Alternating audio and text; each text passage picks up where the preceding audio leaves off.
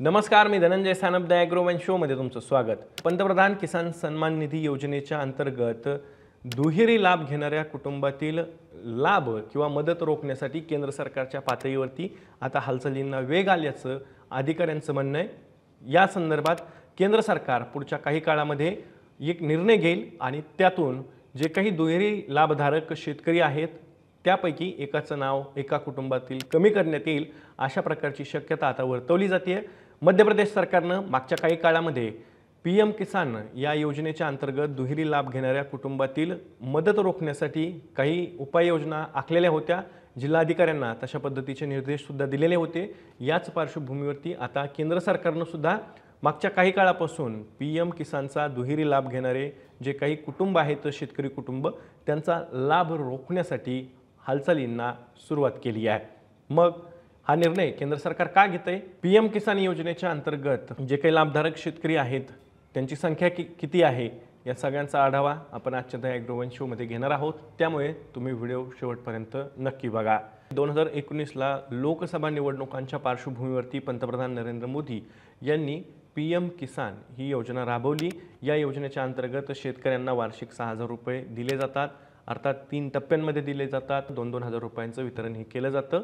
अल्पभूधारक शेतकरी आहेत त्यांना या योजनेच्या अंतर्गत लाभ देताना पत्नी आणि पती या दोघांच्या नावावरती सुद्धा या दोघांची नावं या पीएम किसान योजनेच्या अंतर्गत आहेत आणि त्यामुळे दुहेरी लाभ एकाच कुटुंबामध्ये दिला जातो। मुळात पीएम किसान या योजनेचा घटक जर का बघितला तर तो आहे कुटुंब, म्हणजेच एका शेतकऱ्याला नव्हे तर एका शेतकरी कुटुंबाला हे 2,000 रुपये दिले जातात। परंतु केंद्र सरकारच्या गोंधळामुळेच या पद्धतीनं म्हणजेच पती आणि पत्नी अशा दोघांना सुद्धा पीएम किसानचा हप्ता हा दिला जातो आणि याच दुहेरी लाभधारकांवरती आता कात्री लावण्यासाठी केंद्र सरकारनं हालचाली सुरू करण्याचा निर्णय घेतलेला आहे। याबद्दलचा अधिकृत निर्णय केंद्र सरकारनं आत्ताच घेतलाय का तर नाही, परंतु अशी शक्यता वर्तवली जाते। वरिष्ठ अधिकाऱ्यांकडून सूत्रांनी अशी माहिती दिलेली आहे की पुढील काळात केंद्र सरकार अशा पद्धतीचा निर्णय घेऊ शकतं ज्यामुळे कुटुंबातील एकालाच याचा लाभ मिळणार आहे। तसंच 2 वेगवेगळ्या ठिकाणी जर का शेतकऱ्यांची जमीन असेल तर या योजनेच्या अंतर्गत म्हणजेच पीएम किसान योजनेच्या अंतर्गत लाभ घेण्यासाठी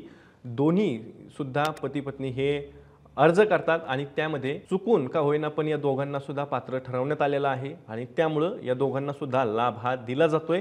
याच दुहेरी लाभधारकांना आता कमी करण्यासाठी केंद्र सरकारकडून पुढच्या काळात हालचाली केल्या जाणार आहेत अशा पद्धतीचं एक अपडेट आहे। आता सूत्रांचं असंही म्हणणं आहे की केंद्र सरकारच्या या सगळ्या भानगडी म्हणजे हा जो काही घोळ आहे तो लक्षात आलेला नव्हता का तर आलेला होता, परंतु केंद्र सरकारला यावरती एक नाव कमी करण्यासाठी म्हणजेच दुहेरी लाभधारकापैकी एकाचं नाव कमी करण्यासाठी नेमका उपाय काय करावा हे सुचत नव्हतं किंवा तो उपाय उपलब्ध नव्हता। परंतु शेवटी केंद्र सरकारने एक युक्ती केली। अन्न पुरवठा विभागाच्या अंतर्गत ज्या काही शिधापत्रिका दिल्या जातात त्या शिधापत्रिकांची पडताळणी करण्याचा आदेश हा केंद्र सरकारनं दिला आणि त्यामध्ये म्हणजेच या शिधापत्रिकेवरती नाव कुणाचं आहे, दुहेरी लाभधारक कोण आहेत याची माहिती घेतली आणि त्यासोबतच या शिधापत्रिका ह्या पीएम किसानचा जो काही डेटा आहे त्याच्याशी पडताळून पाहिल्या आणि मग यातनं एक माहिती मिळाली की पीएम किसानचा दुहेरी लाभ घेणारे जे काही लाभधारक आहेत त्यांची माहिती याच्यामुळे समोर आली। आता अशा प्रकारचा निर्णय लगेचच झालेला आहे का तर नाही, परंतु जो काही 21वा हप्ता पीएम किसान योजनेचा येईल त्यामध्ये अशा प्रकारची जी काही प्रक्रिया असेल ती प्रक्रिया पूर्ण केलेली असेल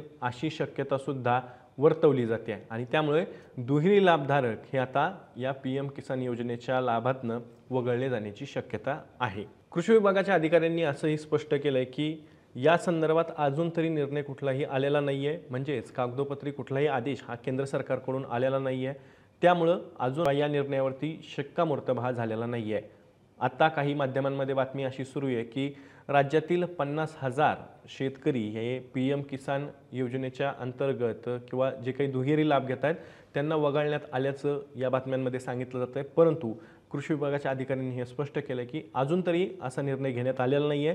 21वा हप्ता हा लवकरच शेतकऱ्यांच्या बँक खात्यावरती जमा करण्यात येईल आणि त्यावेळी म्हणजेच तो हप्ता वितरित करण्याच्या पूर्वी कदाचित अशा पद्धतीचा जो काही निर्णय आहे तो केंद्र सरकारच्या पातळीवर घेतला जाईल आणि तसे आदेश सुद्धा दिले जातील अशी सुद्धा शक्यता वर्तवली जाते आहे। आता अनेक शेतकऱ्यांच्या मनात हाही प्रश्न आला असेल की ठीक आहे पीएम किसानचा हप्ता मिळणार नाहीये दुहेरी लाभधारकांना, मग नमोचा तरी मिळणार का?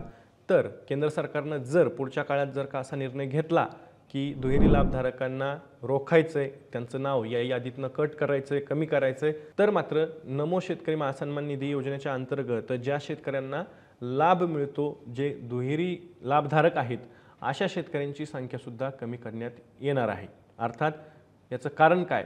तर आपल्याला माहिती आहे की PM किसान योजनेचा जो डेटा असतो त्याच डेटाच्या आधारे नमो शेतकरी महासन्मान निधी योजनेचा हप्ता हा वितरित केला जातो. त्यामुळे PM किसान योजनेच्या यादीत जर या शेतकऱ्यांचं नाव नसेल तर त्यांना नमो महासन्मान निधी योजनेचा सुद्धा हप्ता जो काही आहे तो सुद्धा मिळणार नाही आहे.